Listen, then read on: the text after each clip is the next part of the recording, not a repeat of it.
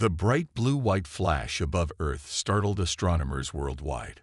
Space agencies scrambled their monitoring equipment, fearing a solar flare or worse.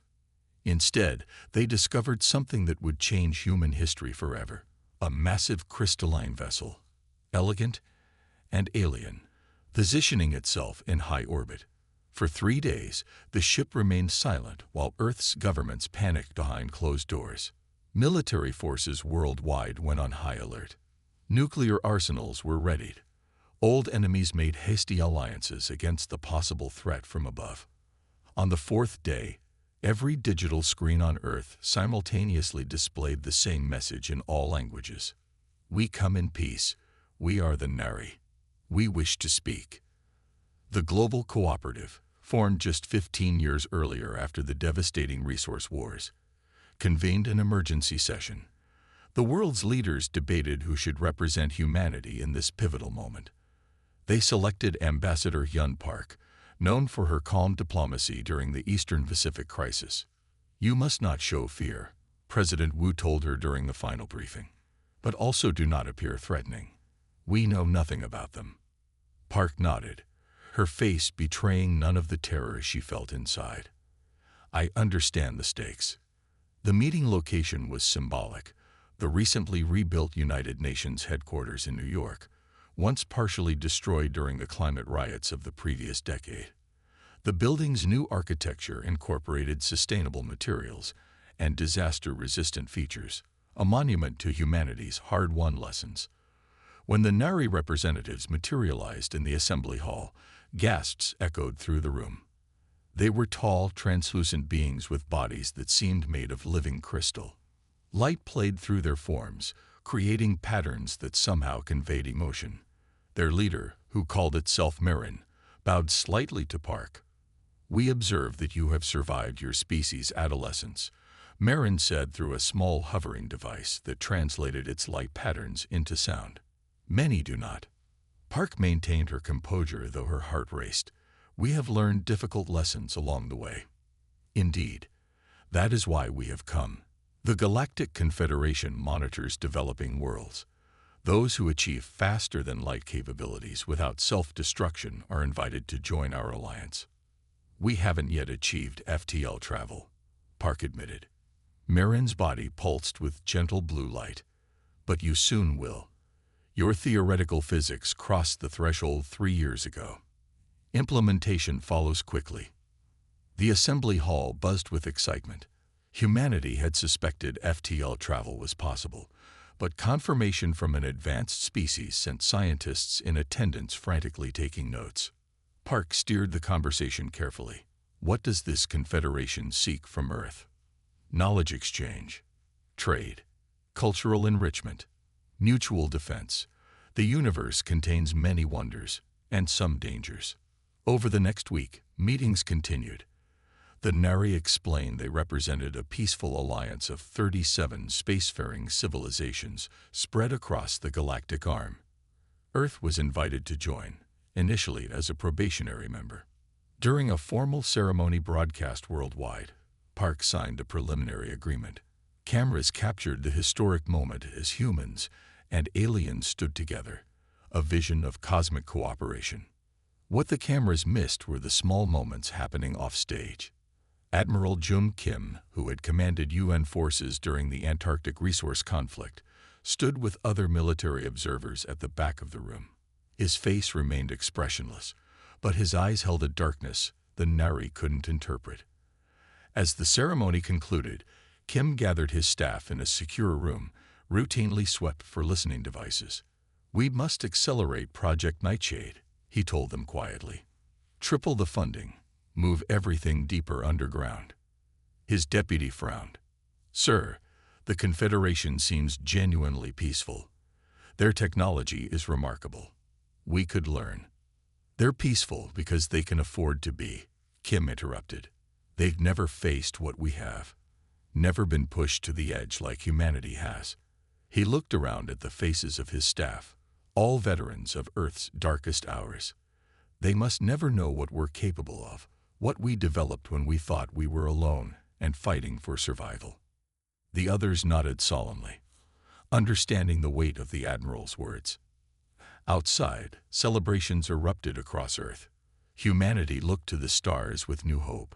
The Nari representatives observed these celebrations with satisfaction, believing they had discovered another peaceful species ready to join galactic society. What they failed to recognize in human history were the patterns that researcher Todd would later discover: the frightening efficiency with which humans had killed each other, the speed with which they developed weapons, their unique ability to compartmentalize horror and continue functioning. Admiral Kim watched the Nari ship depart with troubled eyes. In the coming weeks, he would ensure that Earth's most advanced military technologies remained hidden, classified beyond what even the new alien allies could access.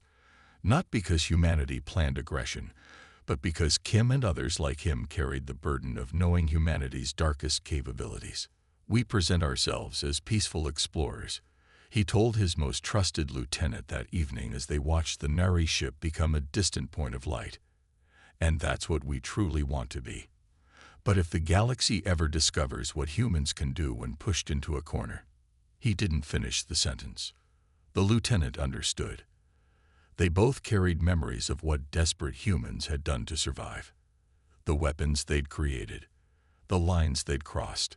Earth joined the Galactic Confederation with open arms and hidden scars, a species seeking redemption while concealing the terrible innovations born from centuries of conflict. For now, humanity would be known as peaceful explorers, and Admiral Kim would ensure the darker truths remained buried, hopefully forever. The central chamber of the Confederation Military Council glowed with soft blue light. Representatives from 27 species sat around a massive circular table. Holographic displays showed burning settlements and fleeing refugees on the outer colony world of Pac 7. Dr. Min Lee adjusted his translator earpiece as angry voices filled the room. 5 years had passed since Earth joined the Confederation. In that time, humans had built research stations throughout the solar system and sent observers to learn from their alien allies. Everyone expected a peaceful integration. Then the Talon Empire attacked. "The Talons have destroyed 3 outposts in the Corwin sector," announced Admiral Flux, her gelatinous body pulsing red with emotion. "They show no interest in diplomacy." General Vox of the Glacians stood up. His crystalline body clinked as he pointed a sharp finger at the human delegation. "Where are your ships? Your soldiers?" he demanded. "Earth sits protected behind Confederation defenses while contributing nothing." Dr. Lee remained calm. At 52, he had spent his career as a diplomat during Earth's unification wars. He knew how to handle tension. "Earth remains under protected status according to Article 7 of our membership agreement," he said. "We are still developing our interstellar capabilities." "Convenient," growled Vox. "You have mastered faster than light travel. Your industrial capacity grows daily. Yet you hide behind paperwork while others bleed." Ambassador Trell of the Feathered Avari raised a wing. "The humans speak truth. Their charter exempts developing worlds from military action for 10 standard years." "Then what will Earth contribute?" asked Vox. Dr. Lee consulted his tablet. "We offer 3 hospital ships with our most advanced medical technology, 600 doctors and nurses, supply vessels with food and building materials, and civilian engineering teams to rebuild damaged infrastructure." The chamber erupted in dismissive clicks and hums. "Bandages and builders," Vox said with disgust, "while we need warriors." Later, in the human embassy, Dr. Lee transmitted his report to Earth. Admiral Jund appeared on the screen, his face expressionless. "It went as expected," Lee said. "They're beginning to see us as cowards." Admiral Jund nodded. "Good. Let them underestimate us. Are our observers in place?" "Yes. We have representatives on every major military vessel. They're classified as medical personnel and technical consultants." What the Confederation didn't realize was that each of these observers had specialized training. Some were former special forces. Others were military engineers or tactical analysts. All wore subtle recording devices, disguised as standard Confederation communication badges. In the orbital station above Rigel 3, Lieutenant Ja Park watched Glacian gunners calibrate their plasma weapons. She pretended to check medical supplies while her enhanced contact lenses recorded every detail of their targeting systems. On the Avery destroyer Wintalon, Commander Sung helped repair navigation systems damaged in battle. As he worked, he studied the ship's unique propulsion technology and defensive capabilities. Across Confederation space, hundreds of humans gathered critical information. How alien shields responded to different weapons, the reaction time of various species under fire, the strengths and weaknesses of every battle formation. Back on Earth, these findings flowed into a secure facility buried beneath the Antarctic ice. There, military analysts built detailed simulations of Confederation combat tactics. Engineers developed countermeasures to every weapon they observed. Meanwhile, Earth's public shipyards built medical vessels and science ships, exactly what was expected of a peaceful new member. But in hidden facilities on Mars and beneath the lunar surface, different ships took shape. Black, sleek vessels with advanced stealth systems, weapons platforms disguised as communication satellites, swarms of microscopic combat drones that could dismantle a battleship from within. 6 months into the Talon conflict, Dr. Lee attended another council meeting. The mood had darkened. 3 more worlds had fallen.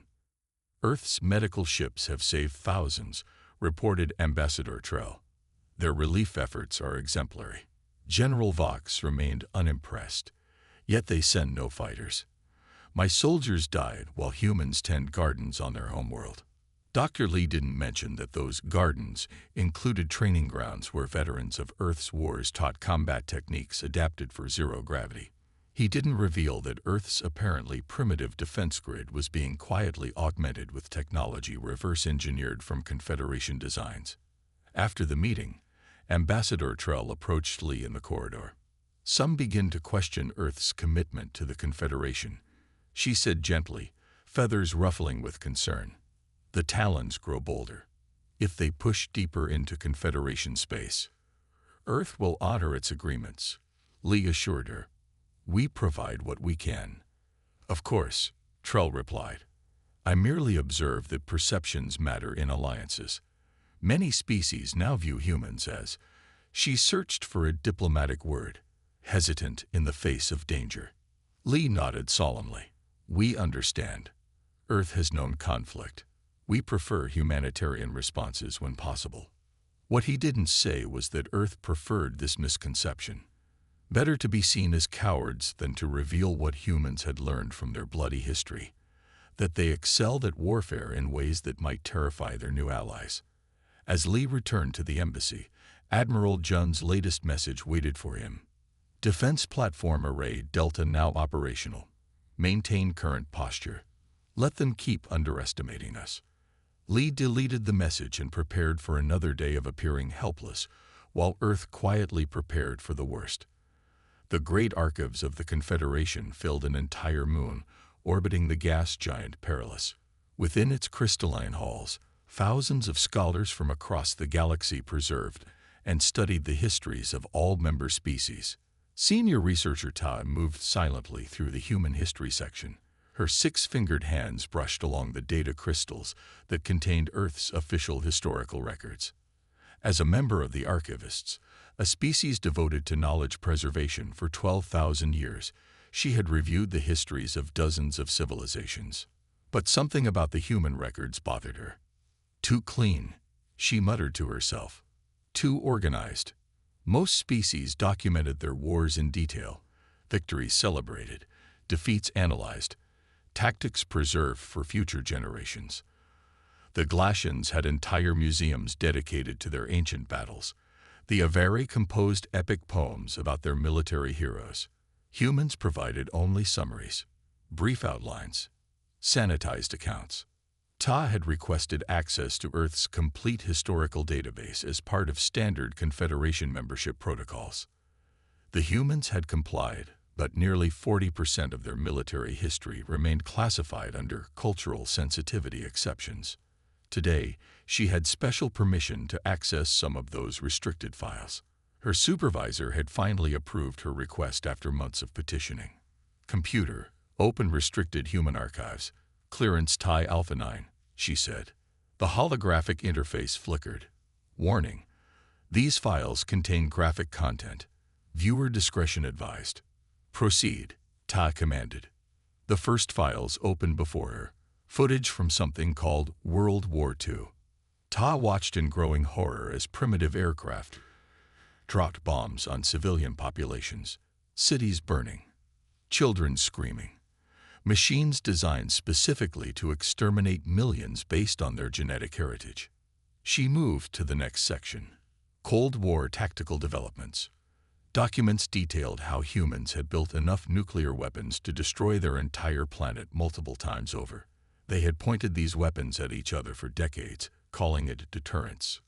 Computer, when did humans develop nuclear fission technology? Tai asked. Approximately 1945 Common Earth era. And when did they achieve spaceflight? First orbit. 1957 Common Earth era. Tai's skin paled to a ghostly white. Just 12 years from splitting the atom to reaching space.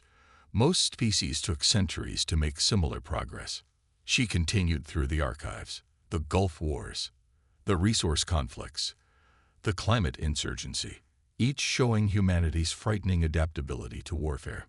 One document caught her attention, a military analysis titled Psychological Operation Effectiveness in Urban Settings. It detailed methods for breaking enemy morale, manipulating civilian populations, and exploiting fear. The clinical language made it more disturbing. Tai's species, the archivists, were renowned for their gentle mind probe technology that could extract memories without harm. These human techniques accomplished similar goals through pure psychological manipulation. No technology required. Most troubling were the weapons development records. Humans had created biological weapons that could target specific genetic markers. Nanobots programmed to disassemble machinery or living tissue. Sound waves that could liquefy internal organs without breaking skin. Many of these weapons were never deployed, developed, and then locked away by the same scientists who created them. They terrified themselves, Ta whispered. A message interrupted her research. Her supervisor, Elder Sewell, requested her immediate presence. In his chamber, the ancient archivist floated in a suspension field, his translucent body pulsing with concern. You access deeply restricted human files, he said without greeting. Ta bowed respectfully. With proper authorization, Elder. What have you found? She hesitated, organizing her thoughts. The humans are not what they appear to be. Explain. Every species in the Confederation evolved through conflict. We all have violent histories. But humans. She connected her data pad to the room's display system. Images from Earth's wars flickered across the walls. They developed nuclear weapons while still using propeller aircraft. They mastered genetic manipulation while still burning fossil fuels. Their technological development is dangerously unbalanced, prioritizing weapons over other advances. Elder Sewell's body darkened with concern, yet they present themselves as peaceful explorers. That's the most troubling part, Tai continued. Unlike the Glacians or Talon, humans don't glorify war. They hide their military history. They seem ashamed of their capabilities. She displayed a chart showing the timeline of Earth's major conflicts. No other species has killed so many of its own kind in such a short evolutionary period. None has developed weapons of mass destruction at such an early technological stage. The humans didn't join the Confederation because they share our peaceful values. They joined because they nearly destroyed themselves.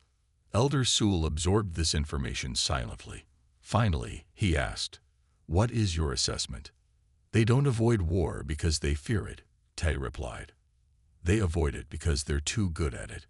Humans developed a unique psychological ability. They can compartmentalize horror. They can witness atrocity, then eat dinner. They can develop planet-killing weapons, then write poetry about flowers. She paused, choosing her next words carefully. The Confederation views humans as weak because they provide only humanitarian aid against the Talon. I believe this is a dangerous misunderstanding. Humans aren't cowards. their veterans exercising restraint. Elder Sewell floated silently for several moments. Then he activated his secure communication channel. "Connect me to Confederation intelligence," he ordered. "Highest priority." 3 days later, surveillance ships took position at the edge of Earth's solar system. Monitoring stations on Mars and Venus were upgraded. Communication between Earth and its new colonies was closely analyzed. Humanity noticed these changes but made no protest. Admiral Jun simply ordered his people to continue their work quietly and efficiently. In her private quarters, researcher Tad reviewed one final human document, a speech by an ancient human military leader. "We sleep safely at night because rough men stand ready to visit violence on those who would harm us." She finally understood what humans have been hiding all along, not their weakness, but their terrible strength. The emergency alert blared through the Proxima Centauri research station. Dr. Jin looked up from her laboratory table where delicate blue alien plant samples lay organized in neat rows. Through the reinforced windows, she could see the colony's other domes glinting in the reddish light of Proxima Centauri. 200 humans lived here, Earth's first true interstellar colony. "All personnel report to the central hub immediately," announced the colony director over the speakers. Jin felt a chill. The director never used that tone. In the central hub, screens showed what had triggered the alarm. 7 large vessels approaching from the outer system. Their configuration matched Talon warships. "We've sent distress signals to Earth and the Confederation," the director explained, her face tight with worry. "But help would take at least 4 days to arrive." One of the engineers spoke up. "The Talons haven't attacked human settlements before. Maybe they just want to talk." The communication officer shook his head. "They're not responding to hails, and intelligence reports show they've left no survivors in their recent attacks." Jin thought of her children in the education dome, her husband teaching botany to the colonists, the life they had built here over 3 years. Back on Earth, Admiral Kim reviewed the Proxima Centauri distress call in the underground command center beneath Seoul. Around him, military officers from a dozen nations waited silently. "Time to arrival for the nearest Confederation defense fleet?" Kim asked. 6 days, replied his aide. "The Talon will reach the colony in 18 hours. The Admiral's face revealed nothing as he opened a secure channel to the Confederation Council emergency session already in progress. The large screen showed representatives from across the galaxy arguing frantically. "Proxima Centauri is officially under Earth protection," insisted Dr. Lee, voice strained. "We request immediate assistance." High Commander Dux of the Avari spread his wings in a gesture of helplessness. "Our nearest battle group is engaged at Sarin 4. We cannot reach your colony in time." Perhaps if humans had contributed to our defense fleets instead of hiding behind. "Enough," Dr. Lee interrupted. "What are our options?" "Evacuation might be possible," suggested another representative, "though the Talon rarely allows civilians to escape." The chamber fell silent as Admiral Kim stepped into view behind Dr. Lee. His dark uniform bore no decorations, no medals, unusual compared to the ornate military dress of other species. "Earth will handle this situation," he said simply. The Confederation representatives exchanged glances. Some appeared relieved, others skeptical. "With what?" asked Commander Dux. "Your medical ships. Your humanitarian aid workers. The Talon command 17 warships." Admiral Kim merely nodded to Dr. Lee, who quickly ended the transmission. In the orbital shipyard above Earth, 3 vessels detached from their berths. Unlike the white, clearly marked humanitarian ships Earth had previously deployed, these were matte black, their hulls absorbing light rather than reflecting it. Each was roughly the size of a small destroyer, but showed minimal weapons signatures on standard scans. Captain Song stood on the bridge of the lead vessel, Nightshade. At 45, she had fought in Earth's final conflict, the Antarctic Resource War. Now she commanded a ship whose existence had been hidden from Earth's alien allies. "All systems operational," reported her first officer. "Stealth systems engage." Song activated the ship-wide communication. This is your captain speaking. For 7 years we've trained for this moment, hoping it would never come. Today we show what humans can do when pushed too far. Remember your orders. Minimal casualties. We are not conquerors. The 3 ships accelerated out of Earth orbit, reaching velocities that surprised the Confederation observers monitoring from their embassy. When the black vessels activated their FTL drives, the alien watchers were even more shocked. The human ships moved faster than should have been possible with their declared level of technology. At Proxima Centauri, the Talon fleet approached the research colony. Their warships resembled predatory birds, all sharp angles and weapon ports. The colony's minimal defenses could never repel such a force. Inside the colony hub, families huddled together. Some prayed. Others prepared makeshift weapons, knowing they stood no chance against Talon boarding parties. Dr. Jin held her children close. "Help is coming," she told them, unsure if she was lying. The colony's sensors detected the Talon ships entering orbit. Then something unexpected happened. 3 small contacts appeared at the system's edge, moving impossibly fast. Captain Song's voice cut through the colony's communication system. "Proxima Colony, this is Nightshade. Hold position and maintain radio silence." Relief washed through the colonists, followed by confusion. Only 3 ships. In orbit, the Talon fleet detected the human vessel's approach. Their commander sent a message: "Leave this system or be destroyed." The human ships made no response. They simply separated, each taking a different vector toward the Talon fleet. What happened next would be studied by Confederation military academies for decades. The human vessels released what appeared to be debris, small, seemingly random pieces of metal. The Talon ignored them, focusing their weapons on the approaching ships. The debris was actually swarms of microscopic drones, each programmed to target specific systems. They infiltrated the Talon ships through cooling vents and communication arrays. Within minutes, weapon systems began failing. Engines shut down. Life support flickered. Meanwhile, the human ships deploy a localized quantum field that disrupted the Talon ships' sensor systems. They suddenly found themselves fighting blind. Captain Song's voice transmitted to all Talon vessels: "Your ships are compromised. Your weapons disabled. You will power down and prepare to be boarded." The Talon responded with their remaining functional weapons, but the human ships moved with uncanny precision, as if they could predict each attack before it happened. Because they could. AI systems aboard Nightshade processed thousands of combat simulations each second, calculating Talon responses based on observed tactics. Within 2 hours, the engagement was over. The Talon fleet hung dead in space, their crews contained but unharmed. When Confederation scout ships arrived 4 days later, they found only debris from disabled weapon systems and a single message buoy broadcasting on all frequencies: "Proxima Centauri is under Earth protection. We respectfully request no visitors for 30 days. The 3 black ships were nowhere to be seen, already returning to Earth at speeds the Confederation had believed impossible for human technology. The Grand Council chamber of the Galactic Confederation gleamed with polished stone and living light. Representatives from 37 spacefaring civilizations filled the tiered seats. Today, the usual diplomatic chatter was absent. A tense silence hung in the air. The massive doors swung open. Admiral Kim and President Choi of Earth entered with a small delegation. They wore simple blue uniforms without decoration, unlike the elaborate ceremonial dress of other species.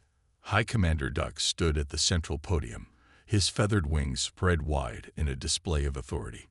"Humans," he began, "you stand before this council to explain your actions at Proxima Centauri." President Choi bowed slightly. "We protected our colony as any member world would, with technology you claimed not to possess." Dux's voice rose. 3 small vessels against 17 Talon warships. The odds were impossible. Murmurs spread through the chamber. The Talons had terrorized border worlds for years. Their warships were feared throughout the sector. "You concealed your military capabilities," continued Dux. For 5 years, you've presented yourselves as peaceful researchers and healers. You've hidden behind legal exemptions while our forces died fighting the Talon. President Choi looked around the chamber. At 62, she had lived through Earth's climate wars. The scars on her left arm remained from the Sydney firestorms. Yes, she said simply. We have not been entirely forthcoming. The admission silenced the whispers. No one had expected such honesty. Humanity nearly destroyed itself multiple times, Choi continued. Our pacifism isn't idealism, it's survival. She nodded to Admiral Kim, who stepped forward.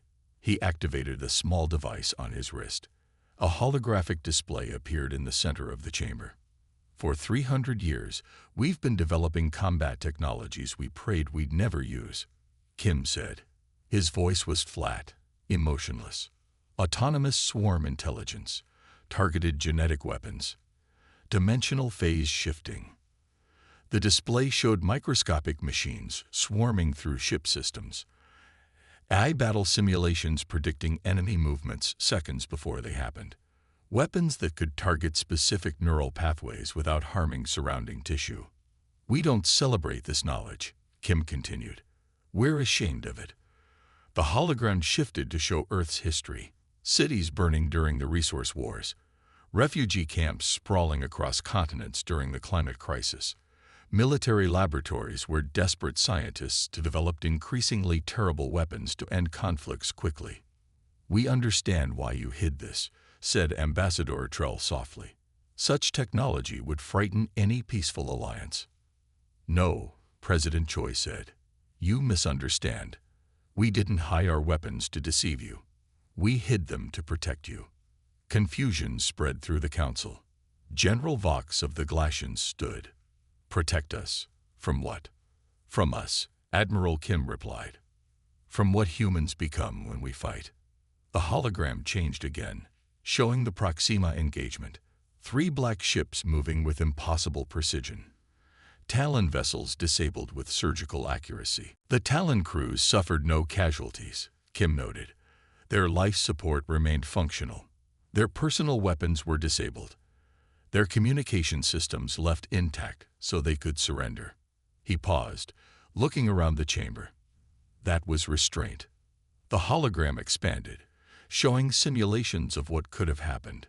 Microscopic drones reprogrammed to destroy organic matter instead of electronics, neural disruptors triggering mass hallucinations among enemy crews, dimensional fields creating pockets of altered spacetime where ships would effectively cease to exist. During our darkest hours on Earth, President Choi said, we created weapons that terrified even their inventors. When peace finally came, we didn't destroy this knowledge. We couldn't. It's part of us now. Instead, we buried it, contained it. She walked to the center of the chamber. We avoid war, she concluded, because we know exactly what we become when we fight. The darkness we barely contained on Earth must never be unleashed across the stars. Silence filled the chamber. Then researcher Ta stood from her observer's position. I have studied human history, she said. Their species developed from pursuit predators. They evolved to chase prey until it collapsed from exhaustion. When they fight, they don't stop. They adapt. They overcome. They endure beyond all reasonable limits. Elder Sewell floated forward. The humans have demonstrated both tremendous power and tremendous restraint. They disabled a fleet that has terrorized our borders for years, without taking a single life. High Commander Dux seemed troubled. If what you show us is true, why petition for membership in our alliance? With such technology, you could conquer rather than join. President Choi smiled sadly. Because we've seen where that path leads. 3 times in our history, we brought ourselves to the edge of extinction. We don't want power. We want something much harder to achieve. Peace we can believe in. Admiral Kim deactivated the hologram. The Talon prisoners have been transferred to Confederation custody. Their ships can be repaired. We've provided data on weaknesses in their defense systems. As the council chamber erupted in discussion, a new understanding spread through the Confederation representatives. The humans they had dismissed as cowards were something else entirely, veterans of conflicts that had forged terrible weapons and deeper wisdom.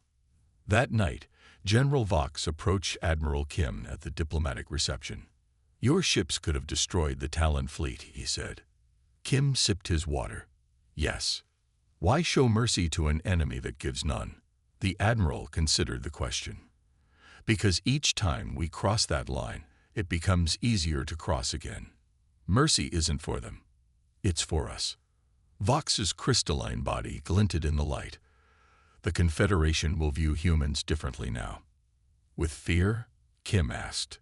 "With understanding," Vox replied. "And perhaps relief." "Relief." The general's voice lowered. "The Talon are not the only threat in this galaxy. There are older, darker powers beyond our borders, powers that show no restraint." As diplomatic relationships shifted and new alliances formed, humanity's place in the galactic community transformed. They were no longer seen as cowards hiding behind legal protections, but as something far more complex, as species working desperately to contain their own capacity for destruction while still protecting what they loved.